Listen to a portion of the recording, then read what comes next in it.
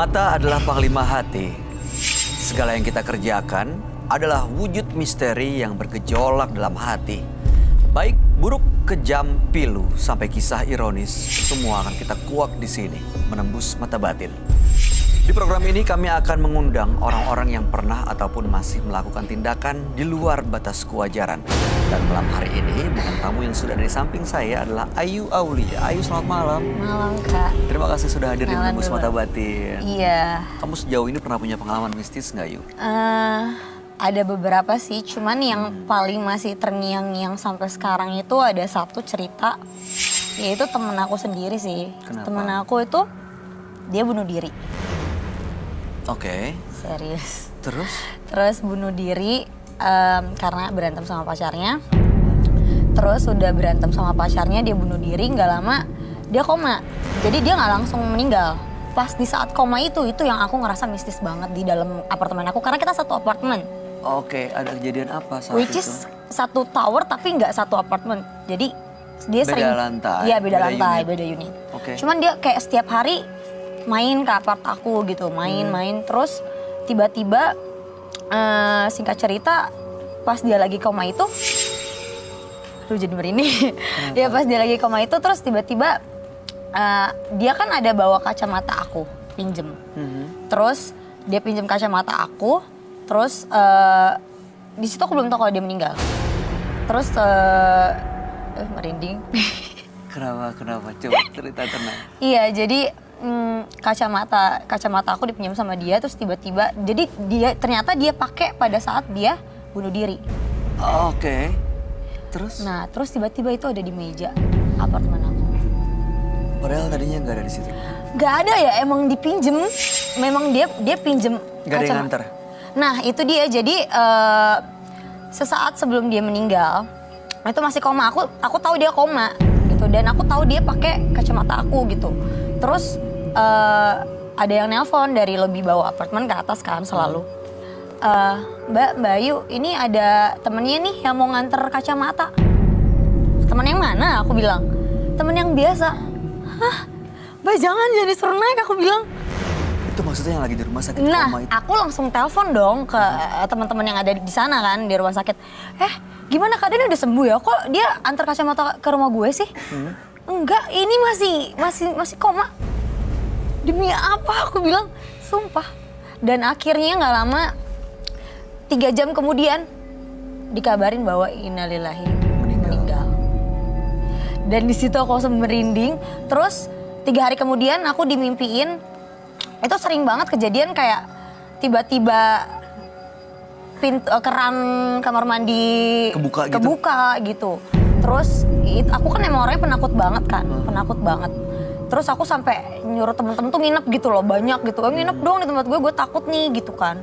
Sampai akhirnya si teman aku jadi merinding. Temen aku tuh masuk ke dalam mimpi aku. Dia bilang gini, yuk temenin gue dong, gue kesepian. Dan aku langsung pindah, nggak pakai banyak pikir, aku langsung pindah 3 hari kemudian. Pindah dari unit itu? Iya dong, pindah dari apartemen itu juga, maksudnya yang agak jauh. Sekarang nggak ada kejadian kayak gitu lagi kan? Sekarang sih nggak, mungkin karena aku sering kirim doa, terus ya beberapa kali datang ke makamnya gitu, karena emang sahabat kan, sahabat ya. Baik, mudah-mudahan dia tenang di sana ya. Mudah-mudahan dia tenang ya, Dan karena juga nggak ada gangguan-gangguan lagi ya. Mungkin sebenarnya kan karena dia meninggalnya itu bunuh diri ya, jadi kayak mungkin dia masih mau, sebenarnya dia masih mau ada di sini gitu mungkin. Dan mungkin sebenarnya kalau dari cerita pacarnya sendiri, jadi dia tuh loncat. Oke. Jadi sebelum loncat itu kan di mobil. Sebelum loncat itu mungkin dia masih mikir bahwa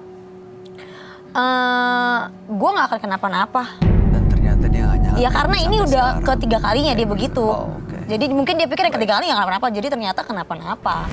Mudah-mudahan Gitu. sekali lagi dia Nah. dapat tempat paling mulia di sisi Tuhan ya. Amin. Oke, ayo kita akan segera ketemu dengan partisipan kita yang pertama ya. Berikut ini akan hadir seorang pria yang mengaku memakai jimat penglaris untuk usahanya. Malam hari ini kami akan panggil dia dengan nama samaran. Kami persilahkan Seto.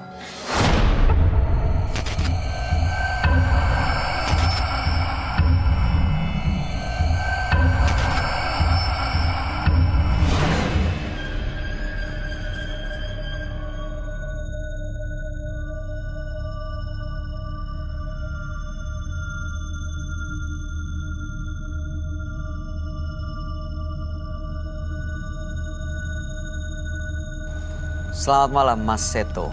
Selamat malam. Ada yang mau diceritakan? Ya, jadi gini Mas Bay. Saya pernah melakukan pengelarisan. Dan waktu itu karena ekonomi orang tua saya yang sedang jatuh. Dan dari itu kami melakukan pengelarisan meminta tolong kepada orang pintar. Kami itu maksudnya? Keluarga saya. Oke. Dan dari orang pintar itu ada ritual yang harus dilakukan. Apa itu? Jadi dari pakaian dalam keluarga kami dibawa dilarung pada saat Jumat Kliwon. Pakaian siapa waktu itu? Orang tua, termasuk saya semua. Setelah itu? Dan setelah itu, ya ekonomi kami kembali naik ke atas. Membaik ya? Mungkin mulai membaik. Akan tetapi, faktor lain mulai datang. Apa itu? Keluarga mulai berantakan. Perselisihan hingga orang tua saya hendak melakukan perceraian. Mau cerai? Iya, Mas. Lalu? Akan dari hal itu, kami memutuskan untuk berhenti melakukan hal itu. Itu menurut Mas Seto, cerainya atau masalah di rumah, di keluarga, ada hubungannya dengan ritual yang pernah dilakukan? Secara nggak langsung, ada faktor-faktor yang membuat kita selalunya ada masalah terus. Dari hal kecil jadi masalah. Panas terus pokoknya suasana di rumah? Ya, benar, Mas. Setiap saat, apapun jadi ribut. Apapun jadi ribut. Benar-benar. Oke, setelah punya masalah itu, apa yang Mas Seto lakukan? Dan saya memutuskan, pertama, saya meminta orang tua saya, sudahilah semua ini. Oke. Setelah sudah, kami mulai berhenti. Dan selanjutnya, di masa saya sekolah, saya pernah mengalami pembulian dari teman-teman saya.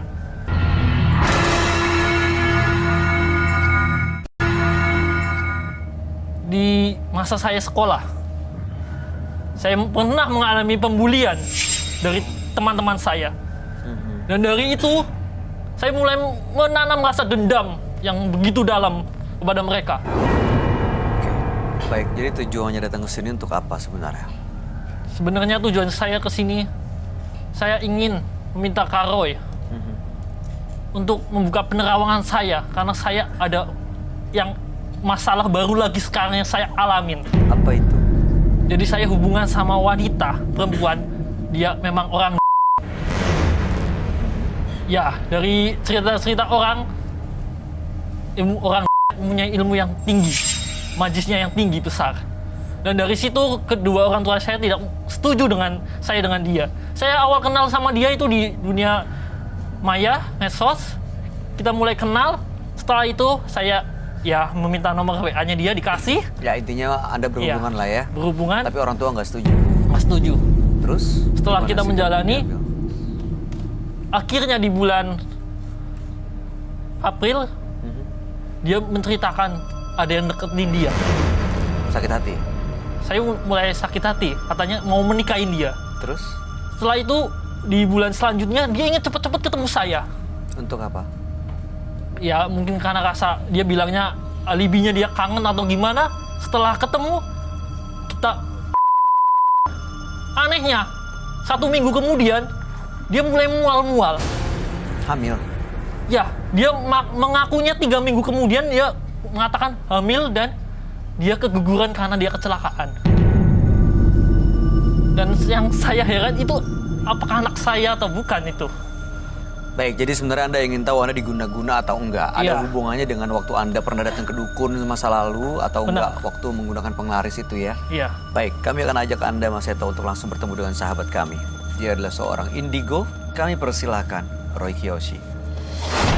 Sebelumnya, tim Mata Batin sudah memberikan tanggal lahir dan nomor rumah partisipan kepada Roy Kiyoshi. Dengan mata batinnya, Roy akan membaca berdasarkan angka yang kami berikan. Seto mendiami rumah dengan nomor 22 dengan tanggal lahir 8 September 1994. Sosok yang sangat ingin kebebasan dan kesuksesan. Dari karakternya, ia ingin sekali meraih kesuksesan. Saya melihat ada ilmu hitam yang digunakan oleh dirinya. Saya merasakan efek yang sangat kuat dari perbuatannya yang meminta untuk sukses dengan cara yang salah.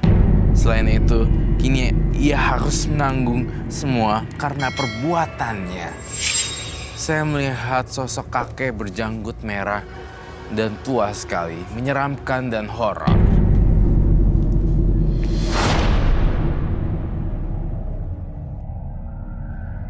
Selamat malam. Selamat malam, Roy. Silakan duduk semuanya. Terima kasih. Seto dengan tanggal lahir 8 bulan 9 1994 dan nomor rumah 22. Seto pernah menggunakan penglaris dengan keluarganya. Ritual membuang pakaian dalam untuk dilarung. Keadaan perekonomian membaik, tapi suasana di rumah menjadi panas. Dan saat ini berhubungan dengan seorang perempuan. Dan kata orang pintar yang dipercayanya, perempuannya ini mengirim guna-guna. Ada kalung berwarna hitam gitu ya. Tapi ya sekarang nih Seto sebenarnya datang ke penembus mata batin untuk cari tahu ada kaitannya nggak dengan kesialan-kesialan atau suasana yang selalu dia hadapi dengan jimat penglaris yang pernah dia punya, dan juga apakah benar dia dapat guna-guna dari pacarnya. Oh, oke, baik. Saya akan menjawab satu persatu ya, Seto. Perlahan namun pasti. Di sini saya akan menggambar penglihatan saya yang pertama. Saya melihat ada seseorang terikat di di kursi. Jadi entah kenapa orang ini terikat di kursi, artinya kalau saya bisa artiin ini pasti diikat sama namanya black magic. Oh, berarti dia terikat dengan sesuatu. Yes. Jadi nggak bisa kemana-mana, ikut aja. Ini siapa, Roy? Ini aku lihat kok ini seorang perempuan ya. Jujur sama saya, Seto, ya ada apa sih maksudnya ini? Ya, jadi gini, kalau Kak Roy, saya deket sama wanita, deket sama cewek, perempuan, dan dari dunia maya. Oh, blind date ya? Iya. Akhirnya suatu saat kita memutuskan untuk ketemu. Dan dia datang ke sini, ke tempat saya. Dan akhirnya kami mulai... Oke, that's good. Lalu? Dan dari situ saya rada curiga dengan dia. Atau kalau benar itu anak saya atau bukan. Biasa laki gitu sih ya. Mohon maaf ya, saya tidak menjudge. Dukun, Roy. Dia memang seperti itu. Seperti itu tuh maksudnya, sebenarnya maksudnya seperti itu tuh apa? Jadi dia memang hanya alibinya dia ingin nemuin saya karena memang dia itu sudah hamil dulu oleh Orang lain? pria lain. Itu kata dukun? Dukun itu. Saya punya satu logika deh. Nih ya, kamu pikirin baik-baik. Financial Seto kan kurang mantep ya. Ya benar. Jujur, kurang Ya. mantep menurut saya. Sorry. Tapi, kalau saya lihat, cewek itu meminta untuk Anda mempertanggungjawabkannya, kenapa dia nggak cari yang lebih kaya dari Seto? Seto kan finansialnya anjlok. Kok ya itu mau sama lu? Sorry ya, bukan yang kasar. Tapi Kenapa? dia bilangnya dia serius sama saya, Kak Roy. Dia bilangnya dia itu anak saya, tapi saya masih ragu. Karena saya udah tanya sama orang pintar sampai ke 4 kali. Dan yang terakhir sama orang Dayak, dia bilang, Kasian lo, lunya nggak mau anaknya. dia bilang semua! Mas Seto jangan emosional seperti itu. Sabar dong Mas, tapi kan itu benar. Ya kalau misalnya memang benar, katakanlah memang benar. Cuma saya masih nggak bisa terima aja, Mas Bay. Iya, kami bisa ngerti sih. Ya pasti agak susah untuk diterima kalau misalnya pacar kita ternyata minta pertanggungjawaban, tapi padahal kita curiga mungkin jangan-jangan ini bukan kita yang seharusnya bertanggung jawab. Yes. Tapi mungkin ya ada maksud lain. Ini yang kita mau cari tahu ya. Kalau dia mau meminta pertanggungjawaban, dia akan cari orang yang lebih kaya tahu. Yang bisa support Yang dia. bisa support dia daripada seorang Seto yang lagi suffering dalam bidang keuangan. Iya. Kamu Iya, benar. Alibinya dia seperti itu ke saya. Dia bilang seperti itu ke saya tuh. Kalau aku mau, buat apa sama kamu? Jauh-jauh.